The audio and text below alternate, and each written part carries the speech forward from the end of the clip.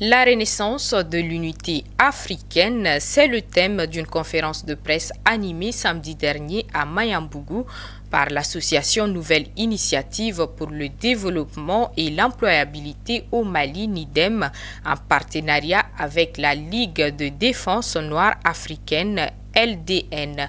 L'objectif est de consolider les acquis des pères de l'indépendance africaine et de mobiliser la jeunesse africaine vers l'indépendance totale des pays africains. Reportage de Draman Moussa Diallo.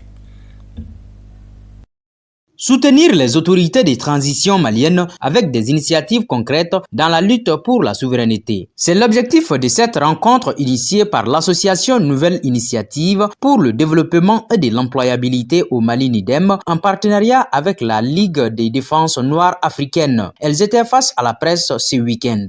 L'objectif recherché est tout simplement de s'exprimer et de réappuyer notre soutien à la cause malienne, à la lutte libératrice du peuple malien, aux autorités maliennes, même si tout n'est pas tout à fait comme il se doit, mais néanmoins on reconnaît les efforts que les autorités et le peuple ensemble fournissent, et c'est pour cela qu'on a fait on a organisé cette conférence pour s'exprimer là-dessus. Pour les organisateurs de cette conférence, le choix du thème « La renaissance de l'unité africaine » n'est pas fortuit. Malgré que la tâche reste difficile, les pays africains doivent arracher leur indépendance sur tous les plans. Le choix du thème « La renaissance de l'unité africaine », renaissance parce que comme il explique mon camarade, ça ne veut pas dire qu'avant ça il n'y avait pas de naissance, mais une renaissance parce qu'il y a du nouveau. On renaît au niveau de notre souveraineté, de notre liberté de penser, de notre liberté d'opinion, de parole, tout ce que l'impérialisme, la France et ses alliés nous avaient confisqué au Mali et notamment en Afrique a été retrouvé. Donc nous sommes dans une renaissance de ce processus. Le thème de cette année, c'est la renaissance de l'unité africaine. Et renaissance de l'unité africaine ne veut pas dire que nos dévanciers ont échoué. Non, nos dévanciers ont travaillé, ont mené le combat à un niveau. Comme l'a dit Monibo, ce niveau qui est le flambeau qu'ils nous ont laissé, il est de notre devoir de continuer ce combat.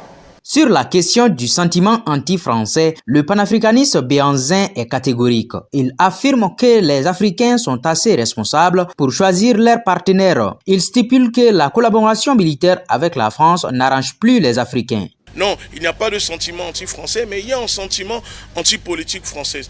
Et vous parlez du redéploiement de ces forces d'occupation, de ces troupes, de ces mercenaires légalisés, parce que c'est comme ça qu'il faut l'appeler, dans les autres pays du continent de l'Afrique. Mais tout simplement parce que c'est ce que nous sommes en train de dénoncer.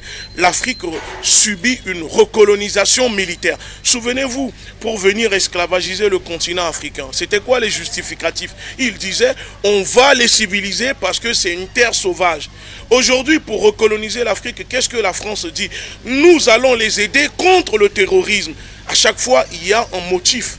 Ça, c'est les motifs déclarés. Maintenant, moi, j'invite les personnes qui regarderont l'interview à se pencher sur les motifs non déclarés.